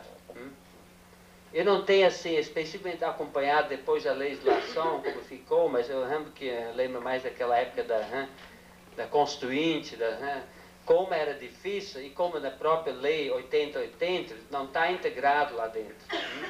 Na própria Constituição também não está integrado, quer dizer, você cria a interface, mas não consegue colocar tudo lá dentro do Sistema Único de Saúde. O que, claro, cria na prática uma série de problemas, porque quem vai atender, por exemplo, doenças profissionais, quer dizer, na realidade, então, determinadamente, tudo volta para SUS de novo. Então, mas a coisa que você, às vezes, você tenta realizar uma coisa e não dá tudo certo. Isso também é relativo, porque o mais importante é criar realmente ações voltadas para a coisa, mas vocês num concurso tem muita questão da legislação também, porque eu acho muito os sistemas são muito relativos, se um sistema é único ou se tem vários subsistemas, se tem uma vontade política para que a coisa funciona sobre muitas modalidades diferentes. Então, nesse caso, é interessante você visitar a Europa, porque você vai ver que cada país tem um sistema totalmente diferente. E às vezes, na prática, as coisas, os resultados são mais ou menos semelhantes. Bom. E a história das pessoas que têm transtorno mental, durante várias épocas da história, a gente viu que ele tinha um papel a desempenhar, como ele era visto, como que ele era tratado numa sociedade. Eu queria que você falasse um pouco agora do louco que é produzido na nossa sociedade atual. Pensando nas práticas. Na verdade, o que a gente sabe que o louco, desde sempre ele foi excluído. Não é verdade que, embora a sociedade tenha, vamos dizer assim, tido formas diferenciadas um pouco de convivência, ele foi excluído. Mesmo na idade clássica lá dos gregos, que ele podia até circular, ele era excluído do discurso. Então ele ficava falando, delirando, podia ter um certo grau de tolerabilidade, mas ele era excluído. Não era... o Foucault falou muito isso, naquele livro da História da Loucura. Se depois, na Idade Média, veio e teve aquela fase primeiro das bruxas, das possessões demoníacas, de queimar, de não tolerância, depois teve a época do enclausuramento, quando eles fala da nau dos loucos, que eles eram juntados e soltos para o mar, fora, e tudo misturado também, já vai os que tinham problema social, os pródigos, que eles chamavam. Antes a sociedade já tinha feito o enclausuramento e a coisa da lepra, não é isso? Que chegou a ter 19 mil leprosários lá na Europa. Então, assim, na verdade, a questão do louco, ele sempre foi excluído da sociedade de alguma forma ou de outra, ou do discurso, mesmo que se tolerava que ele circulasse entre as pessoas, ou então nesse afastamento mesmo, de ter que ter um lugar. Agora, a gente sabe que quando ganhou o estatuto de doença mental, a loucura, que a medicina puxa para si essa questão, os hospitais foram criados sobre essa lógica. O hospital é um lugar de tratamento. Se é uma doença, tem que ir para o hospital.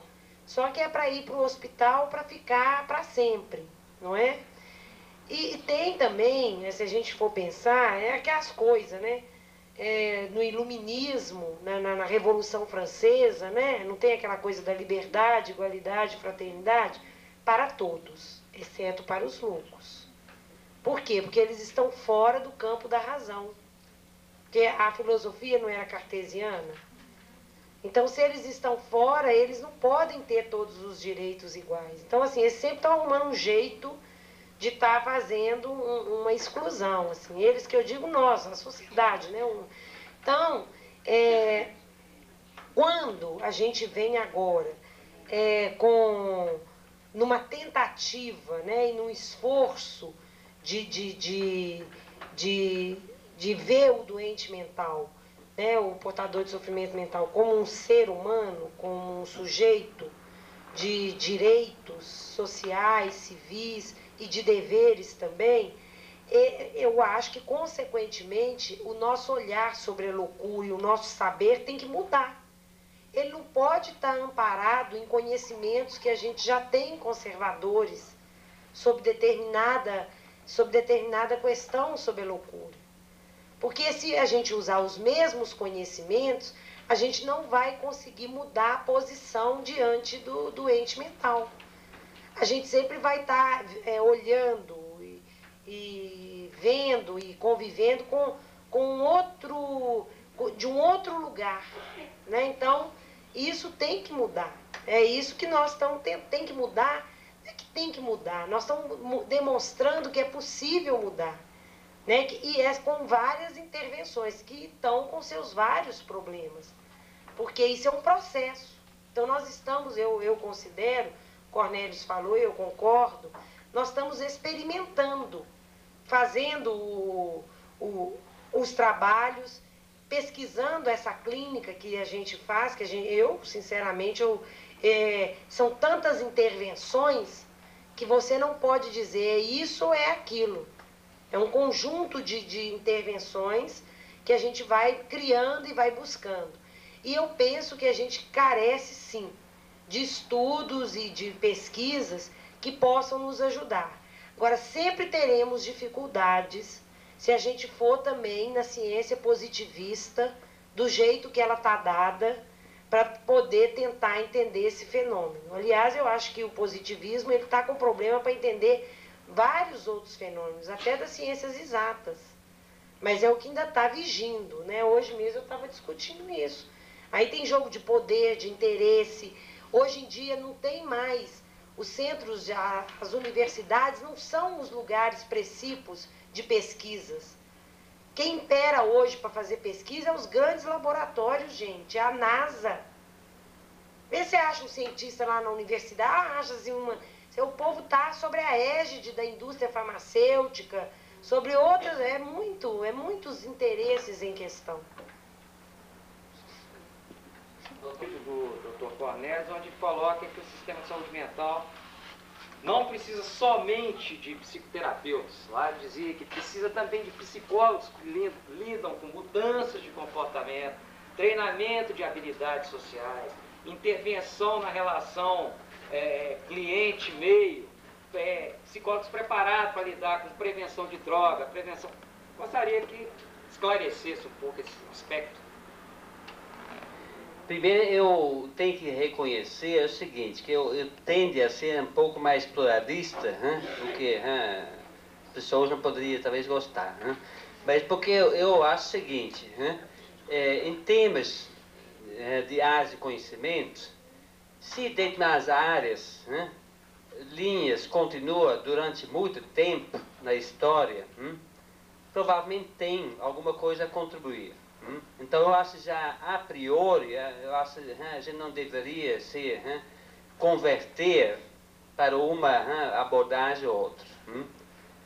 Então isso significa também que eu acho que é sem dúvida que a psicanálise na área de saúde mental tem tido a contribuição mais importante de tudo, porque na realidade uma série de outras abordagens tem em algum momento da sua história que um débito muito grande à psicanálise. Então eu não estou assim fazendo nenhuma rejeição da psicanálise. Mas logicamente, por outro lado, não estou achando que é só a psicanálise vai resolver todos os problemas. E principalmente, isso fica muito claro também na área, quando a gente pensa num programa de saúde mental que realmente pretende manter as pessoas inseridas na rede social ou pretende reinserir pessoas na rede social. Porque nesse caso eu tenho a ver com problemas muito concretos, né? Porque então vamos pensar, o Belo Horizonte vai fazer seu programa de deshospitalização, fora de problemas mais concretos, mas então significa pessoas que às vezes já estão longos anos, né, no hospital psiquiátrico, né, têm que ser recebidas novamente, né, pelas famílias.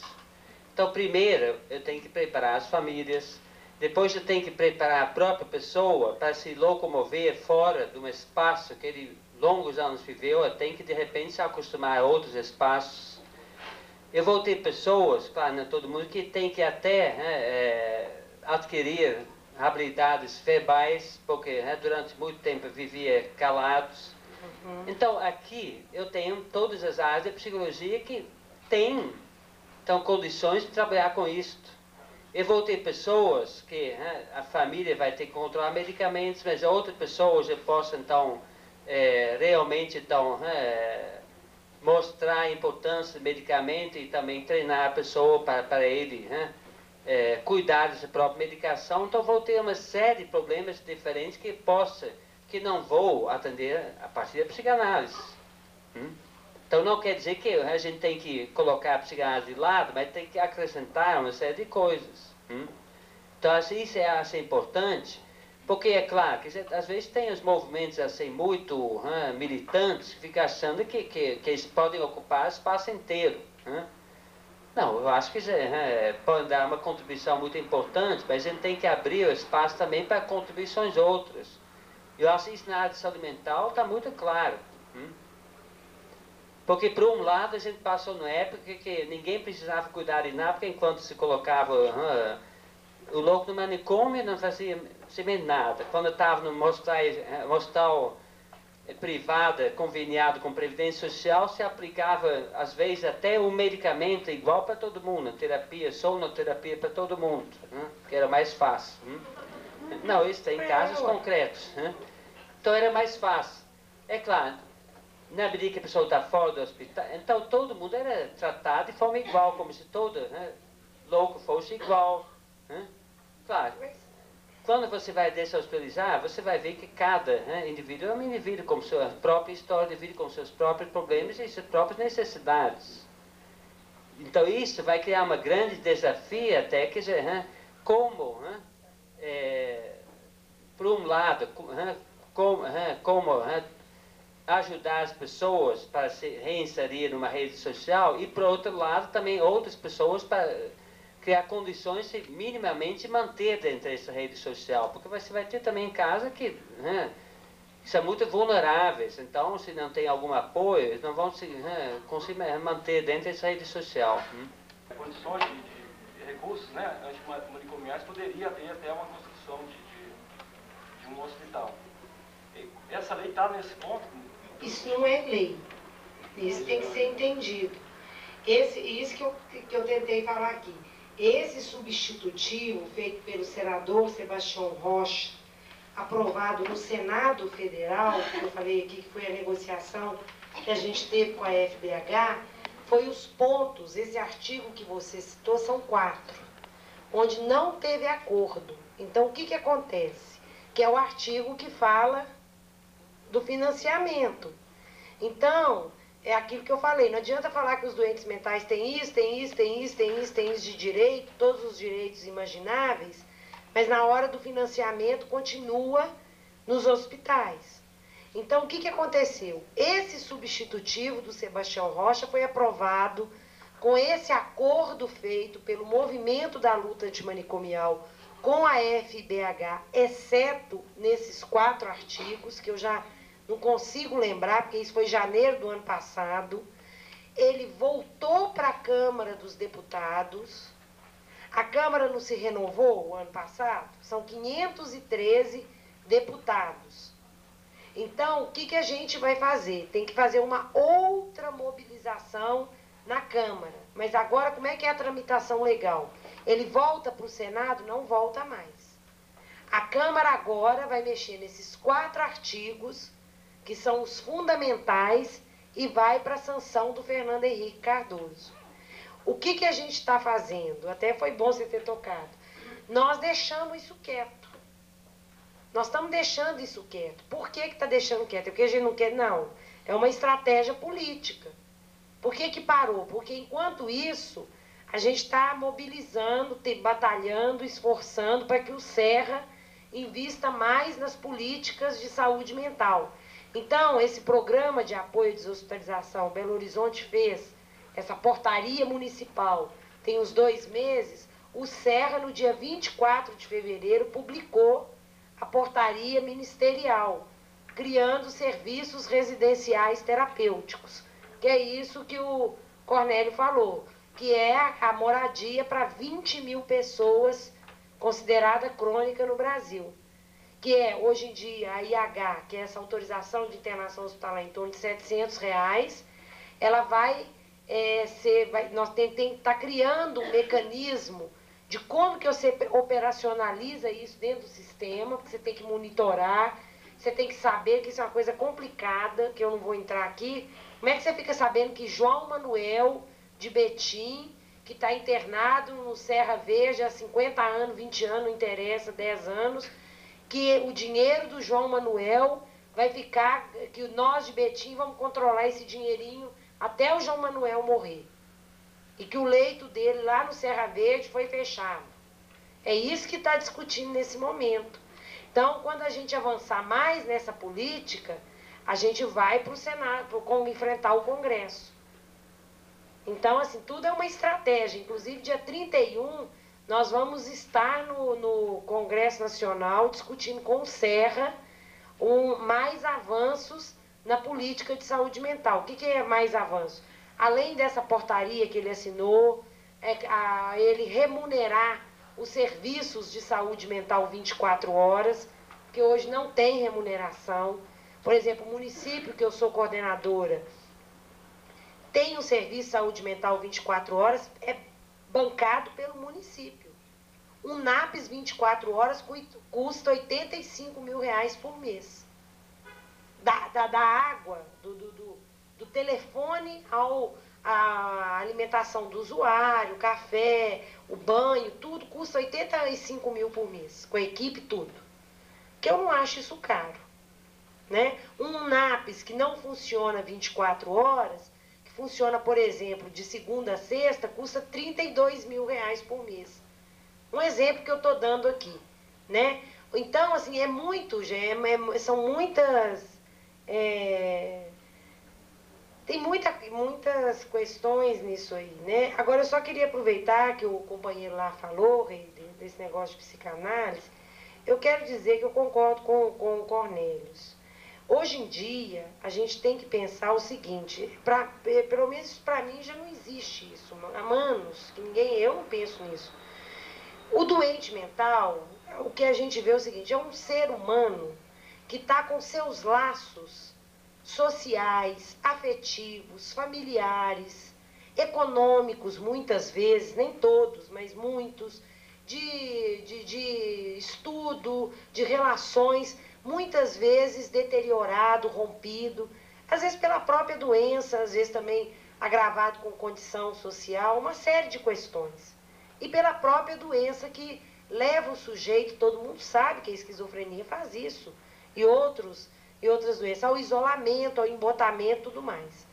Então, eu acho que compete aos profissionais da saúde mental, e aí são todos, é o psiquiatra, é o psicólogo, é o assistente social, é o TO, é o artista plástico, não interessa, é quem tiver lá na equipe, o auxiliar de enfermagem, o que está nos serviços gerais, a gente tem que trabalhar num esforço de construir, e aí por isso que a gente tem que mudar processos de trabalho, concepções, um projeto de vida para cada um, junto com ele. Agora, que abordagem que o psicólogo vai usar para fazer isso, não interessa. Ele tem que dar conta disso. Ele, o psiquiatra, o assistente social, qualquer um que estiver, né, conduzindo aquele caso, se responsabilizando por aquele caso, que tem isso também. A questão da responsabilização na saúde das pessoas. Tem que ter nome, endereço e telefone. E isso é válido para o SUS como um todo. que é um grande problema. Vai num hospital para você ver por que pergunta um anceniano, quem que é seu médico? Ah, não sei, é um monte, cada dia vem um aqui. Uai, não existe isso não, uai. Você tem que ter uma pessoa, é fulano de tal, meu médico, Lá em Betim o pessoal fala assim, não, e quem trata de mim é fulano de tal. Ele até sabe que o fulano não vem hoje, o outro lá eu passei mal, me ajudou, mas o meu terapeuta, cada um fala de um jeito. Chama todo mundo de meu médico, outros meu terapeuta, e varia. É fulano de tal, ué. Tem que ter isso. Tem que ter uma referência. E isso para a saúde pública também. Eu acho que é isso. Você não sabe, sobre o hospital dia. Quantos funcionam, se funcionam? Hospital dia. Hospital dia, na verdade, é uma modalidade criada, eu não sei quantos tem, tinha mais ou menos uns 40 cadastrados há um tempo atrás no Ministério, e atualmente eu não sei te dizer esse número. O Hospital Dia, ele funciona na lógica da AIH, por isso que chama Hospital Dia. Então, a lógica de funcionamento dele é um pouco diferente de um chamado NAPS ou CAPS. Porque no Hospital Dia, a pessoa teria que ir tantas vezes na semana, né? Ele recebe com o sistema de AIH. Às vezes tem alguns lugares que ele tem um tempo X para ficar. E a remuneração é diferente de um NAPS e CAPS, que o Hospital Dia está dentro do sistema de autorização de internação hospitalar. Teoricamente, o paciente também passa o dia, se alimenta, faz oficinas. E o NAPS e CAPS, que é o nome que o Ministério criou, que é até do Modelo de Santos, e aqui a gente chama CERSAM, Centro de Referência de Saúde Mental, que nós colocamos na lei, né? Em outros lugares tem nomes um pouco diferenciados, eles são remunerados pelo sistema do CIA-SUS, que é o sistema ambulatorial. E há uma flexibilidade. O paciente pode passar só meio-dia, só 2 vezes por semana, às vezes só uma vez, às vezes tem que ir todos os dias. Aí depende de cada caso e da indicação para cada caso. A lei de 1934 ainda é vigente. É. E a lei do Carlão e a lei do Rio Grande do Sul são aprovadas.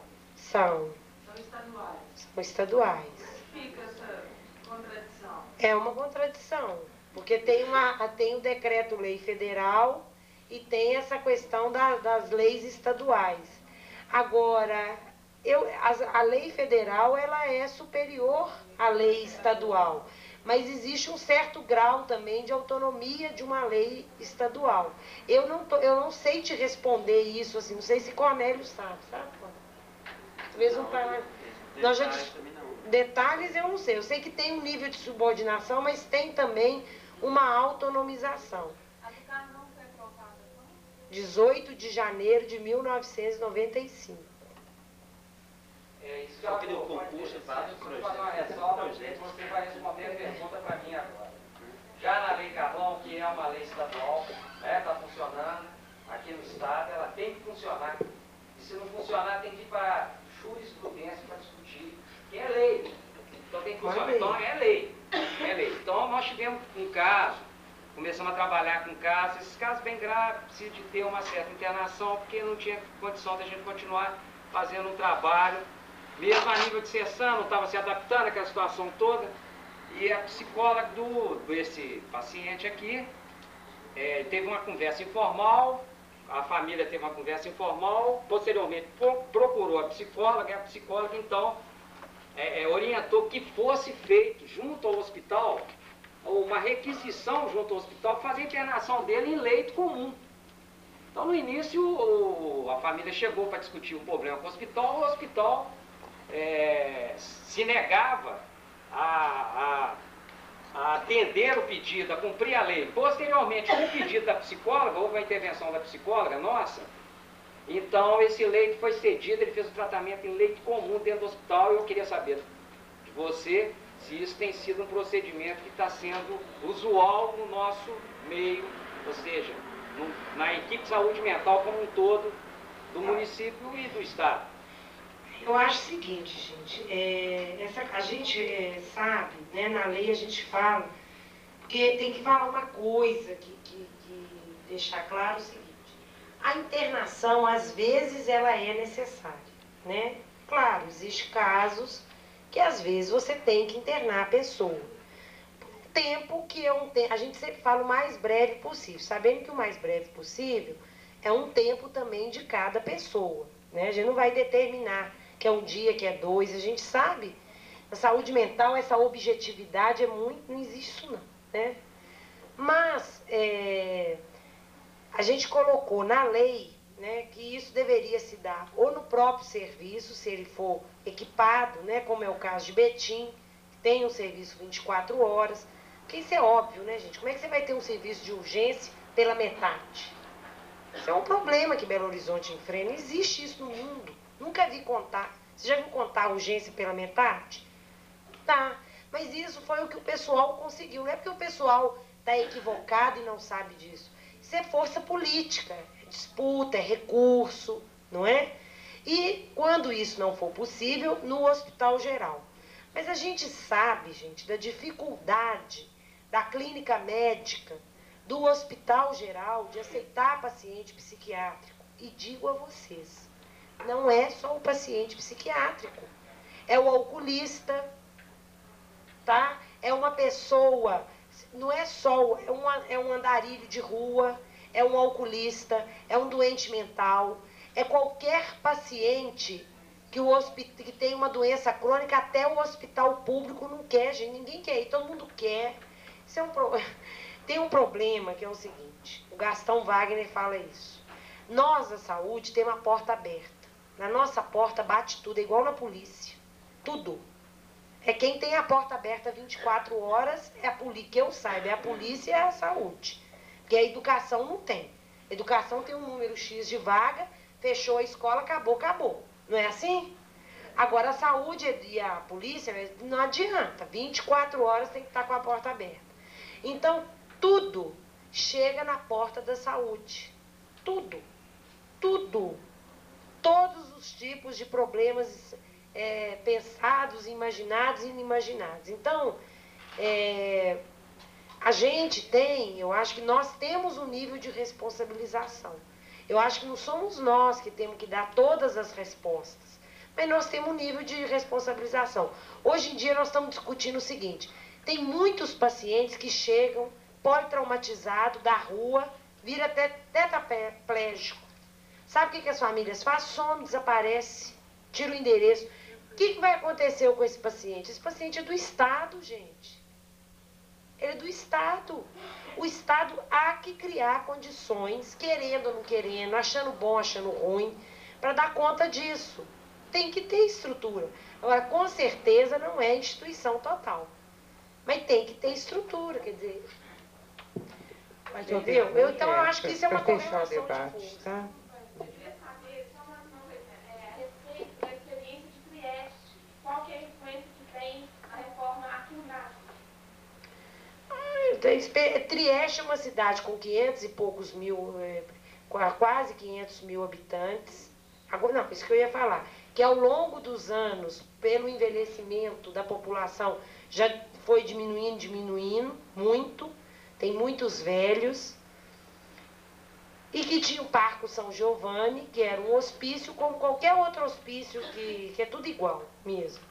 Que era aquela coisa horrível, que o Basaga trabalhava em Gorizia, foi para lá, fez uma proposta, junto com os colegas dele lá, e começaram a transformar o hospital.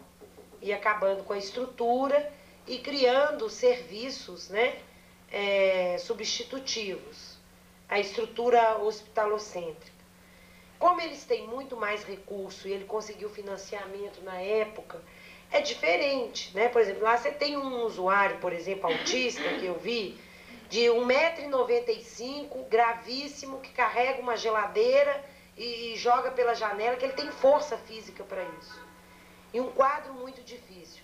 Como ele recebeu uma indenização altíssima, porque ele foi para um manicômio, um menino pequeno, e até fazer intervenção, e é outra realidade econômica, ele tem cuidadores para ele o tempo todo.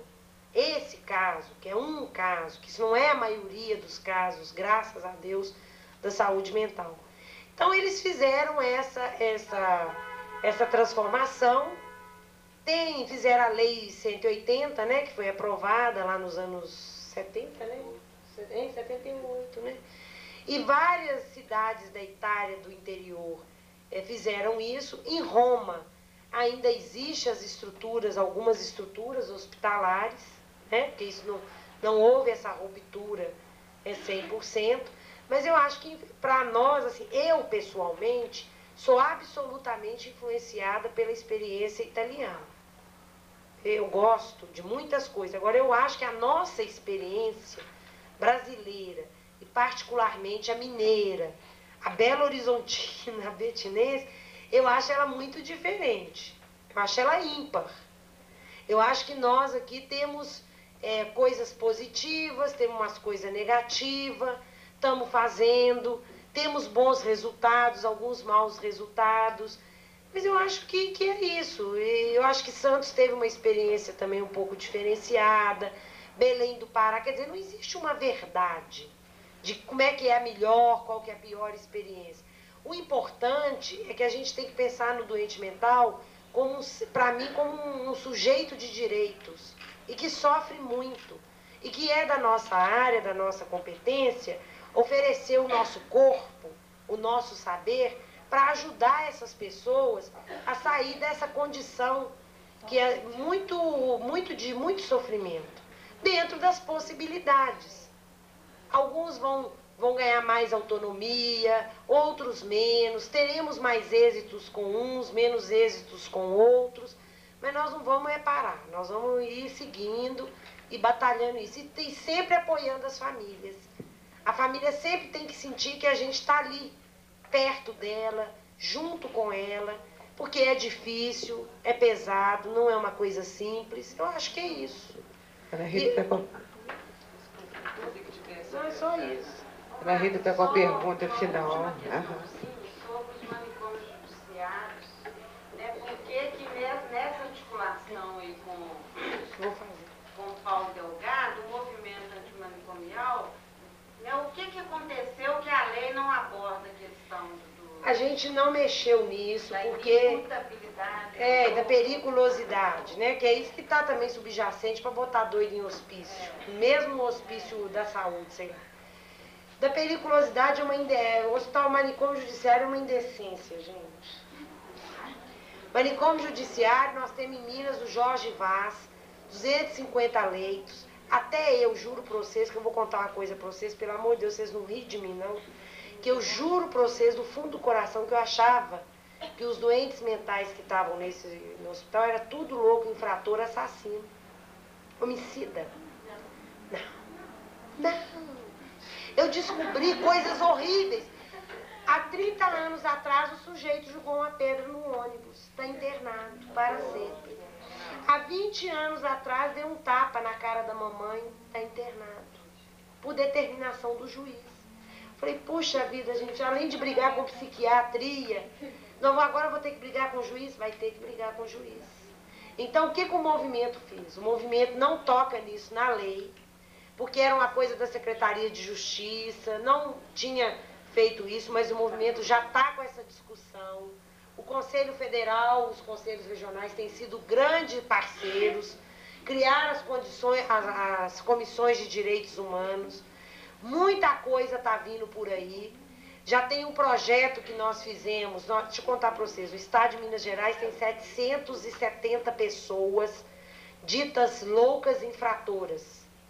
Conto para vocês onde é que elas estão. Estão no Jorge Vaz, estão em delegacias, estão em casa guardando, estão em penitenciária, estão em vários lugares.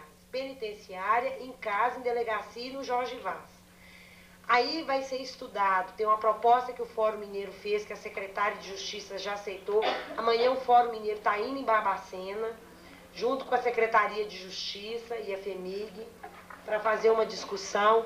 E pasmem-se, dos 770, gente, eu não sei o percentual, a maioria não é homicida. Acho que 70, 80, é tudo isso que eu estou contando para vocês. Joguei a pedra, roubei uma bicicleta, peguei um vaso quebrado no jardim de fulano. Gente, eu fico boba de ver a eficiência da justiça para julgar e condenar estas pessoas. Agradecemos a presença do professor Cornelis, da Marta Elizabeth. Uma noite ótima, né? A conversa é ótima. E amanhã a gente está aqui de novo, conversando, mas outra turma. Obrigada.